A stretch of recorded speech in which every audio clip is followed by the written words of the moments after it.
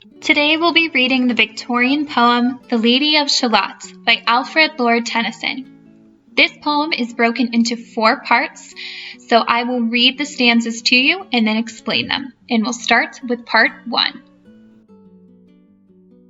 On either side the river lie long fields of barley and of rye that clothe the world and meet the sky, and through the field the road runs by to many-towered Camelot. And up and down the people go, gazing where the lilies blow, round an island there below, the island of Shalott. So right from the beginning of this poem, we're just getting a lot of description.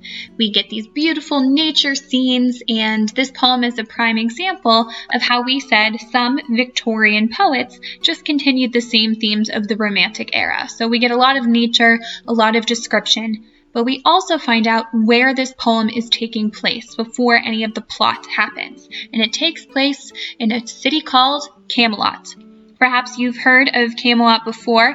If not, you should be thinking of King Arthur, the Knights of the Round Table, Sir Lancelot. So you've probably heard of this fictional place before, and that's where the poem is taking place. But it's not quite in the city of Camelot. In fact, it's just a little bit ways away on an island known as Shalott. So just across a little body of water, there's an island of Shalott, and that's where our story is going to take place. Willows whiten, aspens quiver, little breezes dusk and shiver, through the wave that runs forever, by the island in the river, flowing down to Camelot.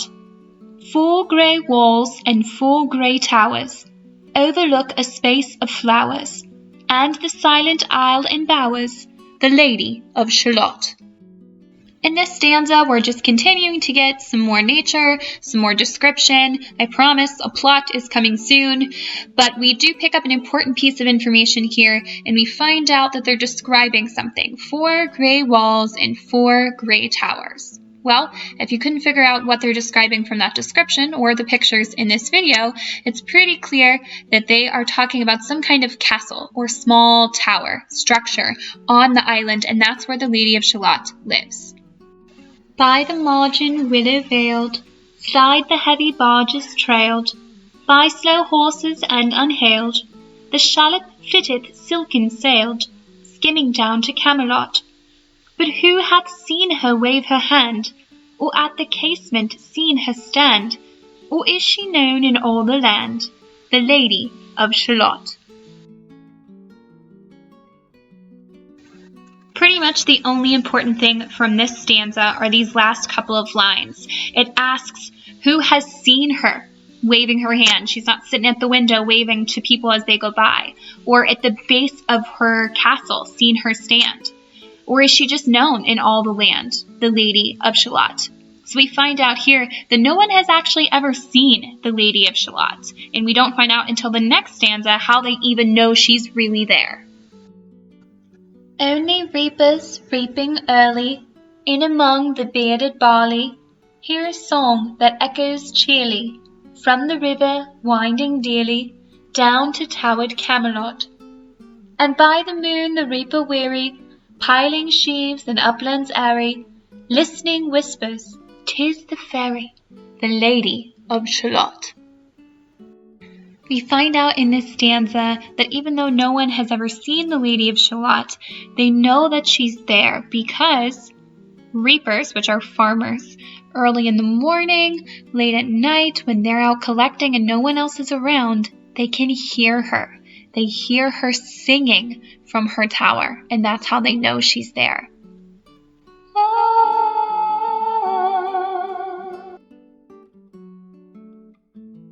Finally, we're in part 2. We're done with the description and the setting of the scene, and things start to pick up a bit.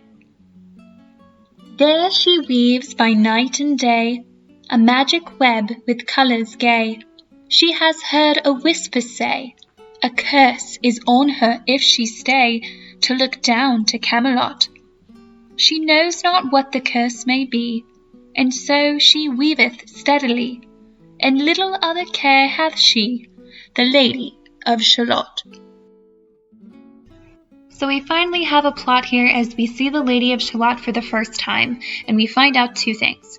One, what is she doing all day up in that tower? She is weaving. She is weaving a tapestry on one of those old school looms that they used to make rugs and tapestries by hand. So she sits at that giant machine and she weaves a tapestry all day long. Why doesn't she leave or even look out the window? Well, we also find out that she has a curse on her that prevents her from leaving. We don't know how she got the curse. We don't know what will happen if she goes outside or even looks at Camelot. We know she is forbidden to do so by this curse. And moving through a mirror clear that hangs before her all the year, shadows of the world appear. There she sees the highway near, winding down to Camelot. There the river eddy whirls, there the surly village churls, and the red cloaks of market girls pass onward from Shalott. Sometimes a troop of damsels glad, an abbot on an ambling pad, sometimes a curly shepherd lad, a long-haired page in crimson clad, goes by to towered Camelot. And sometimes through the mirror blue, the knights come riding two and two. She hath no loyal knight and true, the Lady of Shalott. So we find out that the Lady of Shalott has discovered a way around the curse. Even though she can't look directly out the window, she looks through a mirror and then looks behind her through the world, just like when you had those cool spy glasses from the cereal box when you were younger. And she sees all kinds of people out the window, country folk, girls going to the market in their red coats, young damsels, so very young women running by, an abbot, which is a priest, a holy man, a young shepherd man, a little page boy in his crimson cloak. And they specifically stop and mention she sometimes sees knights riding by through the window, 2 by 2. And they allude to the fact that she has no loyal knights, perhaps cluing us in that this is going to be important in the next part of the poem. But in her web she still delights to weave the mirror's magic sights. For often through the silent nights, a funeral with plumes and lights and music went to Camelot. Or when the moon was overhead, came 2 young lovers lately wed. I am half sick of shadows, said the Lady of Shalott. So they end part 2 listing a few more things that the Lady of Shalott sees through the mirror and then out the window. So yes, she sees the knights and the country folk and the damsels and the priest and the young shepherd boy, but sometimes at night she also sees funerals, and she can see the lights and hear the songs of the people singing sadly. She sees 2 young lovers, a disgusting word, but applicable here. And it's then that she delivers this line, the only time really that she speaks in the whole poem, and she says, I am half sick of shadows. What does she mean by this? She's not actually seeing shadows. When you look in the mirror, you see your reflection, not just a shadow of what you look like. You see the real thing. But by saying she's half sick of shadows, the Lady of Shalott is really saying she's tired of looking at the world but not experiencing it. You've heard the expression, he's just a shadow of his former self, or a shell of what he once was.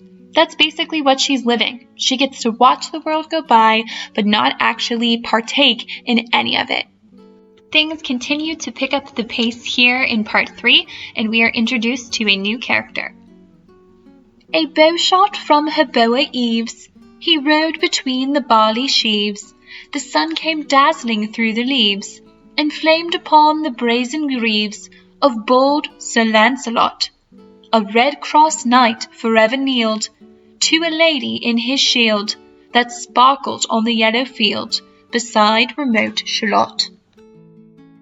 So we are introduced to Sir Lancelot, one of the famous knights on King Arthur's court, and obviously a very handsome guy who's going to play an important part here. The gemmy bridle glittered free, like to some branch of stars we see, hung in the golden galaxy. The bridal bells rang merrily as he rode down to Camelot, and from his blazoned baldric slung a mighty silver bugle hung, and as he rode his armour rung beside remote Shalott.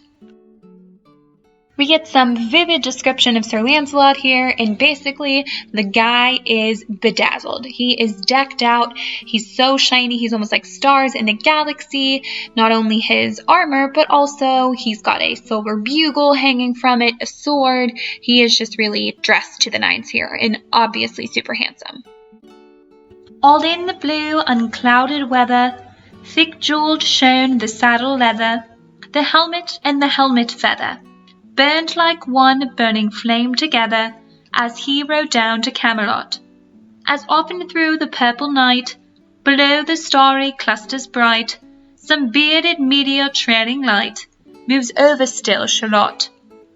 His broad clear brow in sunlight glowed, on burnished hoofs his war horse rode, from underneath his helmet flowed his cool black curls as on he rode down to Camelot. From the bank and from the river he flashed into the crystal mirror. Tira-lira. By the river sang Sir Lancelot. They finish up the description of Lancelot here, reiterating that he's very shiny, very handsome. He's got a helmet and a helmet feather. What more do you want, ladies? Black curly hair.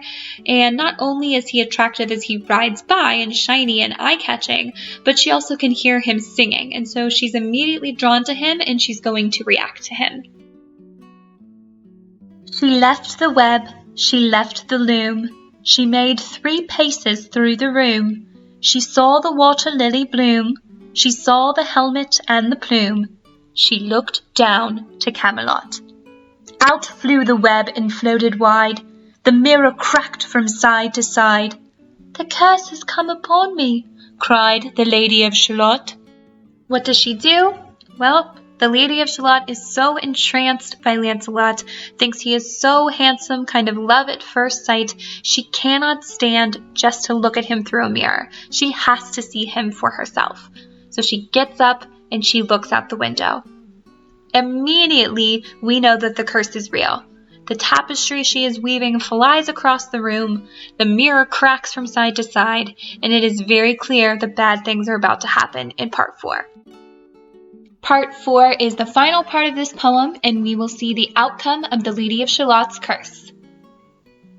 In the stormy east wind straining, the pale yellow woods were waning, the broad stream in his banks complaining, heavily the low sky raining, overtowered Camelot.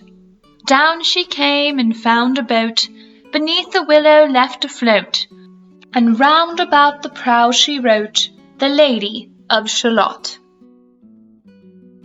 So the curse is definitely upon her. There's no turning back, and the Lady of Shalott leaves her castle, goes down to the water, and she finds a boat. She decides to write her name on the front of the boat, the Lady of Shalott, and then she gets inside.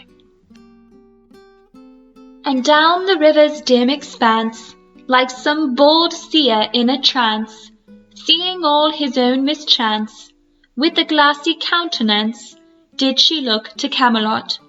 And at the closing of the day, she loosed the chain and down she lay. The broad stream bore her far away, the Lady of Shalott. Lying robed in snowy white, that loosely flew to left and right, the leaves upon her falling light, through the noises of the night, she floated down to Camelot. And as the boathead wound along, the willowy hills and fields among, they heard her singing her last song, the Lady of Shalott. The Lady of Shalott is in the boat. We see her lay down almost like she's going on one of those body slides at Sandcastle, and she's letting the river take her where? To Camelot. We know that's her destination. So the river slowly kind of carries her along, headed toward Camelot. And there is one very chilling, very telling line here when they say they heard her singing her last song. And we know that this is not going to be a happy ending. Heard a carol, mournful, holy, chanted loudly, chanted lowly, till her blood was frozen slowly, and her eyes were dark and holy, turned to towered Camelot. For ere she reached upon the tide the first house by the waterside, singing in her song she died, the Lady of Shalott. Under tower and balcony, by gardening wall and gallery, a gleaming shape she floated by, dead pale between the houses high, silent into Camelot. Out upon the wharves they came, knight and burgher, lord and dame, and round the prow they read her name, the Lady of Shalott. Well, just as we anticipated, the curse does come upon the Lady of Shalott, and she dies in that boat while singing her last song. She never actually even makes it to Camelot. Her blood freezes in her body, her eyes darken, and she kind of passes almost in her sleep. And by the time her boat hits Camelot, she's already dead. The citizens of Camelot hear this song, and they come out to see this boat that has washed up on shore, and they read her name on the side of the boat, the Lady of Shalott. The final stanza reads, "Who is this, and what is here? And in the lighted palace near died the sound of royal cheer, and they crossed themselves for fear, all the knights at Camelot." But Lancelot mused a little space. He said, She has a lovely face. God in his mercy lend her grace. the Lady of Shalott.